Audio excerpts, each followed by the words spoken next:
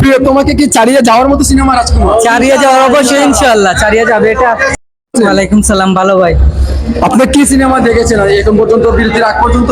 রাজকুমার রাজকুমার এই যে বিরতির আগ পর্যন্ত কেমন লেগেছে? খুবই ভালো লেগেছে ভাই। এই প্রিয়তমার মতো এই ছবিটাও আমরা সাকিবের মানে ছবি দেখি যেগুলা খুবই ভালো লাগে। আসলে আমরা সাকিবিয়ান ভক্ত। আর ওই যে প্রিয়তমা যে এরকম দেখেছি এর থেকে আরো সুন্দর লেগেছে এই রাজকুমার। রাজকুমারের তো এখন আরো ধামাকা রয়ে গেছে।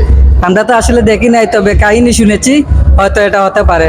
প্রিয় তো এই যে আগ মুহূর্তে আপনার কোন দৃশ্যটি পছন্দ লেগেছে আপনি বলেন দর্শককে। ওই যে সাকিব আপনার আমেরিকা গেছে, কিন্তু কি জন্য গেছে এটা এখনো দেখি নাই আমরা, তবে এখন দেখবো। খাদিজা বেগমকে খুঁজতে কিন্তু আমেরিকা আমেরিকা গিয়েছে, জি জি। তো এর আগে যে বাবার সাথে একটি কাজ হয়েছে সাকিব খানের, সেই জিনিসটা কেমন লেগেছে?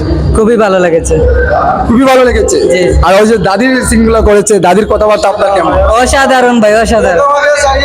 প্রিয় তোমাকে কি ছাড়িয়ে যাওয়ার মতো সিনেমা রাজকুমার? চারিয়ে যাওয়ার অবশ্যই ইনশাআল্লাহ চারিয়ে যাবে এটা। এই যে অনেক এই যে আমাদের কটন কফি আমেরিকার একজন নায়িকা, এই যে আমরা বলেছিলাম ওনার সাথে প্রপোজ হবে, অন্যভাবে গল্পটা চয়েস করেছিলাম, কিন্তু সেই রকম গল্পটা না, এটা হচ্ছে কি পারিবারিক গল্প। পারিবারিক এই গল্পটা কিন্তু অনেক ভালো গল্প। জি জি, কারণ অনেকেই কিন্তু সমালোচনা করছে গান নিয়ে। প্রথম গানটি যে যখন শুনেছেন কেমন লেগেছে? খুবই ভালো লেগেছে। এটা আসলে ছবি যে দেখবে সে বুঝবে যে এই গান কিসের জন্য হচ্ছে। আপনি এগুলো সাকিব হেটার্স একটা দল রয়েছে, তাদেরকে কি বলতে চাও? বলে সাকিব খানের গান বুঝি ভালো হয় না? খুবই